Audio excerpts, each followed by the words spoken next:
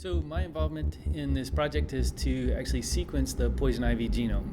And the reason we want to sequence it is so that we can sort of unlock some of the genetic secrets that the plant holds, so we can begin to understand how the plant is able to adapt to so many different environments and grow and do so well. This gives us the tools to control it and also understand how we could capitalize on those resources to maybe perhaps find a use for the plant. The first step in any genome assembly is to get an estimate of how big the genome is. Poison ivy, the genome size is around 462 megabases.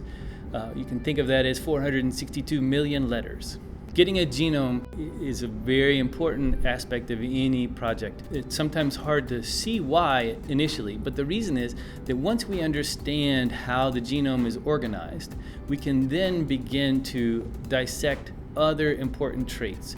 For instance, the production of urushiol in poison ivy.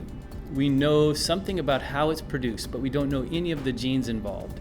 And so what I'm really interested in is to begin to understand the genetic basis for how poison ivy can adapt to local conditions, and I want to know how this plant can be so widespread. It goes across the entire North American continent. There are relatives that cover nearly every continent.